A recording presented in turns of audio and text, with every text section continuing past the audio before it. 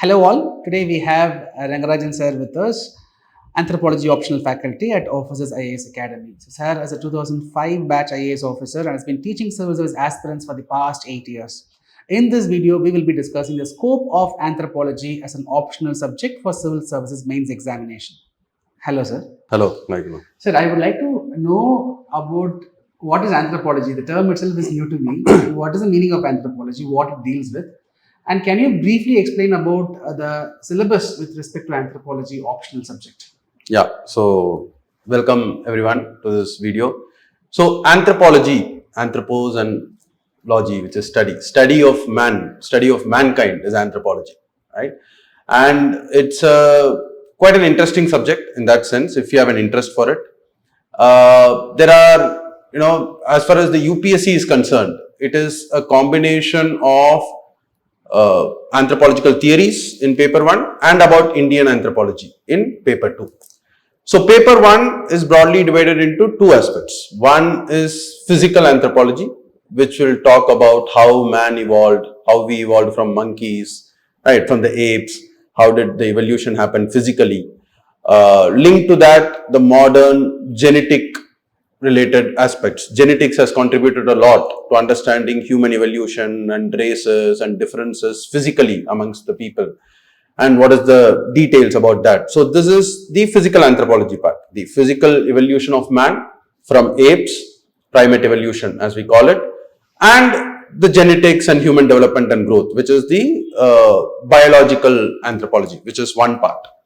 And the other part is about socio-cultural anthropology. So socio-cultural anthropology is studying of various social institutions like marriage, family, kinship, religion, political anthropology, economic anthropology. So that is the study of social institutions, and the focus will be more on the tribes and the primitive people because it studies the people who are close to the man's evolution, right?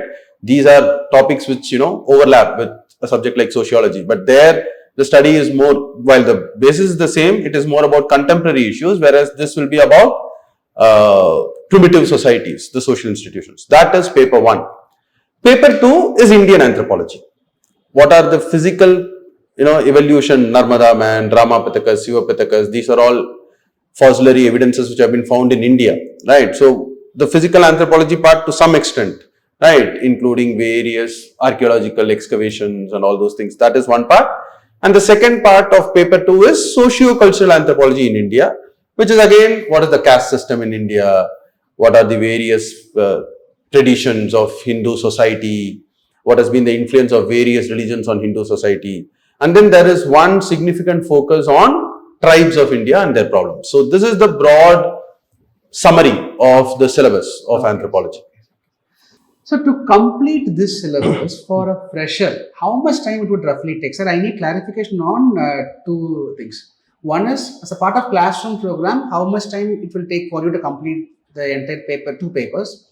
And from student point of view, a fresher, how much time he should devote on a daily basis to cover this syllabus? That's a very important question. So I always say this, people ask me, because I am the associate director, I have cleared this exam, people come and ask me, sir, what is a good optional to take?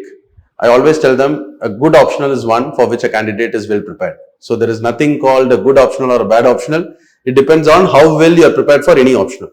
So I think basically they should go through the syllabus once and be comfortable about the syllabus. Look at the previous year question papers and see how comfortable they are with. In terms of timeline, we will be covering the classes in around 200 hours. That will be, it will happen during the weekends, and it will be close to 200 hours that I will cover the classes, right? And there will be another junior faculty by name Balachandar, who is also a very experienced person in anthropology, and he will be taking few of the classes. I will be the primary person, but we will be covering it in 200 hours.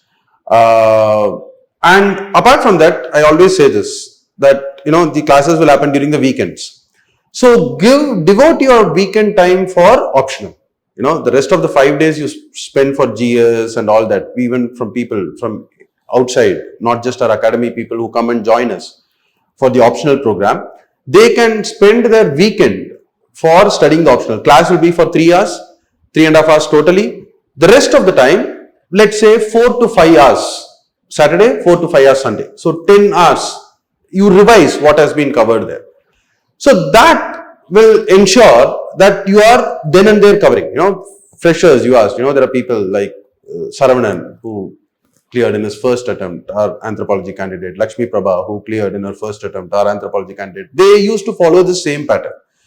So try and devote your time during the weekends, 5 hours, so 10 hours per weekend, over the another 200 to 250 hours of preparation by the students, right? And regarding the tests, we will have monthly test.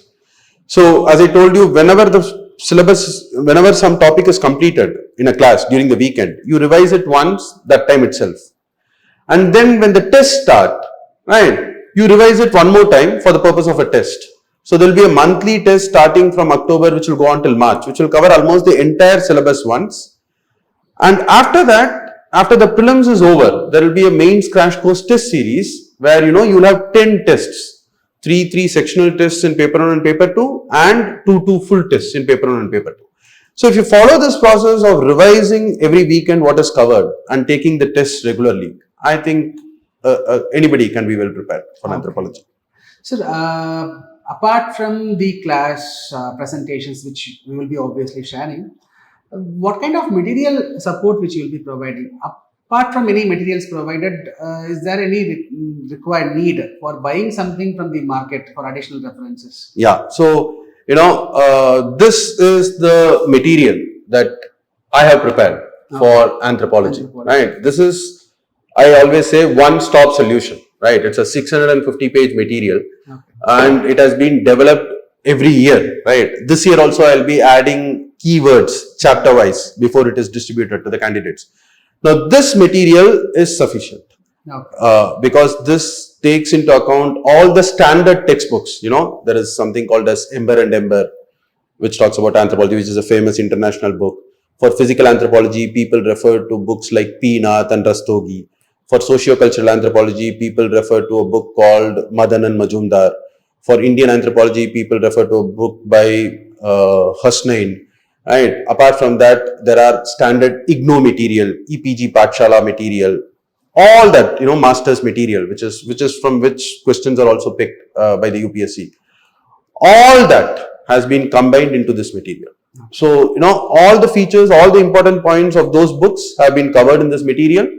Apart from this, there are some tribal reports and all which the government comes out with regularly. That will also be explained in the class. But apart from that, if they stick to this material and revise adequately, this is, for each subtopic, it is in a notes form. So you just need to revise it and ensure that the substance of it you reproduce in the answer. That should be the aim. Okay, sir.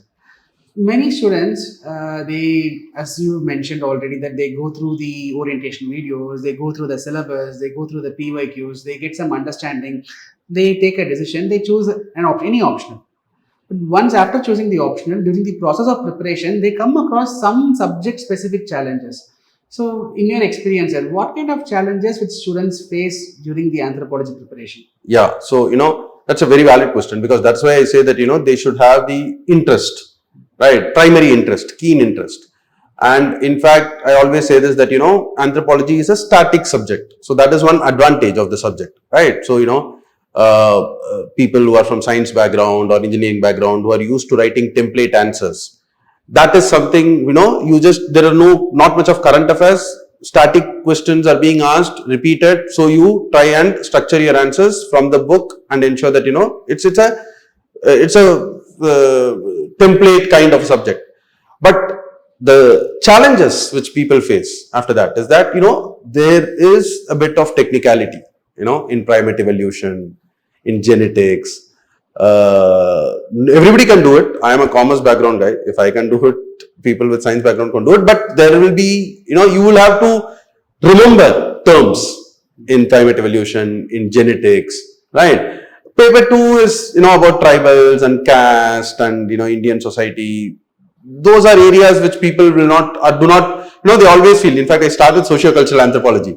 And so people feel, marriage, family, kinship, quite simple. And then you move to climate evolution, I can see the reaction in the candidates' faces. I give them the confidence that don't worry, But that is a key challenge, that people have to memorize certain terms, thinkers' names, some technical terms in climate evolution and genetics, so that they should be prepared to do, and that will require a sincere effort. Okay. So, what is the role of the PYQ questions? I see in many options, in my personal options, I see a lot of previous year questions are getting recycled, and that is, with different form it is being asked. So, how about anthropology? Anthropology, in fact, is till few years ago, 90% of the questions will be only PYQs. Okay. That trend is slowly changing now. Okay. To some extent, but even today, you can safely say 60 to 70% of the questions are PYQs. Okay. Asked in the same form, without even a word being changed, or changing few context and asking it. But, as I told you, it's primarily static. So, it has to be repetitive. Okay. So, again, many optional subjects, social science based optional subjects, they have some kind of relevance in general studies part as well. So whether anthropology also has such kind of overlap with the general studies? Yeah, to some extent, yes. Of course, the level of knowledge required for an optional subject is a master's level, right? Yes. Whereas general studies is general studies at the end of the day. But yes, as I told you in paper 2, the tribal anthropology, one entire section of paper 2 is about tribals and their problems faced by scheduled castes, scheduled tribes, backward classes and all that. So those areas will definitely be helpful to some extent in paper 1 and paper 2, the societal issues in paper 1, and to some extent, poverty, hunger and any tribal, comparison that you can bring it, to that extent there will be overlap. Okay. So now, what kind of hand-holding students can expect from you when they choose anthropology? Yeah, so as I told you, the biggest handholding in my view, over and above the classes, is this material, right? So because this is something which I develop every year. So it started as a 300-page book. Today it has come to a 650-page book because it has the content. So classes will be covered, tests will be given, feedback will be provided. There's something called as keywords for each chapter, which people should quote. So to that extent, apart from the feedback, those keywords will also be provided. Mentoring of the optional students will be done by the respective optional faculty. I will do that for the students who are choosing anthropology as an optional. So classes, the test, feedback, mentoring and keywords for approaching the answer. So these are things that definitely will be provided from my side. Thank you so much, sir, for giving us a clear-cut understanding or clarity about the anthropology subject. It's nice talking with you, sir. Thank you.